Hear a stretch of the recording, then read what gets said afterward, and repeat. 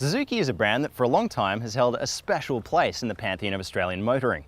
It sits there alongside Subaru in that kind of aspirational off-roader market for people who wanted an adventure lifestyle but might not necessarily indulge it. The Vitara badge especially started out this way. You might remember it as a car that could do this. Four-wheel drive of the year with options including power steering, power windows and mirrors, central locking and now automatic. Yeah, all right, that's enough of that. Suzuki want you to remember the badge, but maybe not that much about it. You see, in one look at the press brochure for this car, the word city appears 6 times in one page. But why do I think that might be the thing that rescues the brand from obscurity? Let's find out.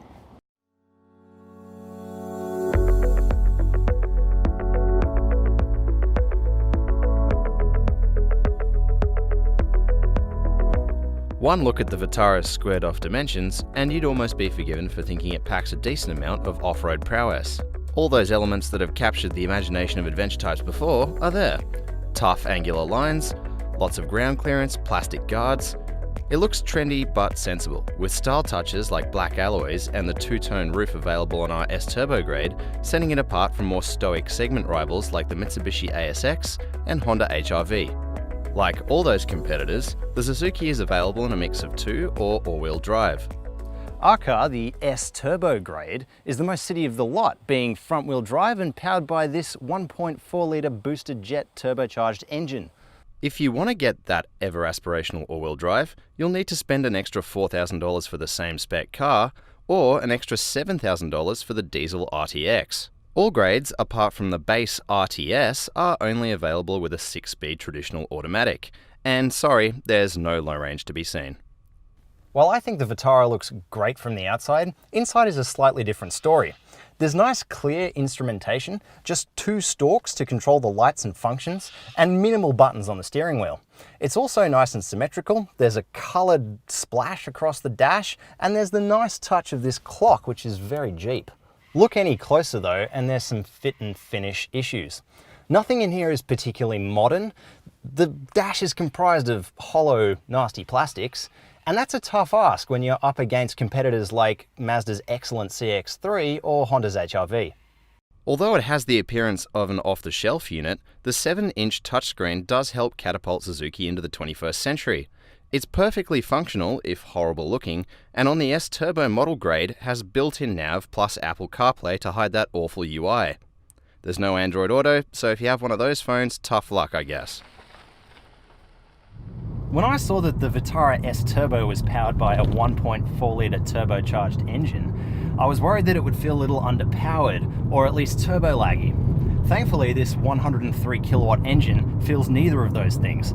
You see, all of the power is available from just 1500 RPM and goes all the way up to 4000 RPM. That's the important part of the rev range, and it leaves this engine feeling just fantastic. It's so responsive. The fun factor's dialed up by the McPherson strut suspension in the front. It's an excellent little setup, and the boxy dimensions, it all feels great. When you throw it into a corner, it's just awesome. There's no body roll at all. That same McPherson strut suspension though is a bit of a double-edged sword. You see, it feels incredibly busy over really poorly sealed surfaces like the one I'm on now. It's kind of rough, and combined with the lightweight body, it just has the car bouncing around all over the place. Boot space is bang on par for the segment. It's much bigger than a CX-3, but much smaller than the Honda HR-V. It also has this odd false floor, which you could put shirts or a toolbox in. Visibility is great, making parking easy as, and it's got a reversing camera which has nice resolution and frame rate. But that's about where the safety ends. The Vitara is sorely lacking in the modern safety department. There's no AEB, there's no rear cross traffic alert, and there's no active cruise on any model in the range. Even Mazda's cheapest CX-3 gets AEB as standard, while at this price point, Mitsubishi's ASX and Honda's HR-V also come loaded with their emergency braking technologies. For those of you with little people, it has 2 Isofix restraint points, and thanks to its non-coupé roofline, I can fit easily behind my driving position and have plenty of headroom. Suzuki like to say that this Vitara is the city SUV reimagined.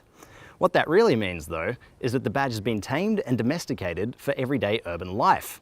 It manages to inject a bunch of that boxy Suzuki DNA into a package that's practical, smart, and sensible.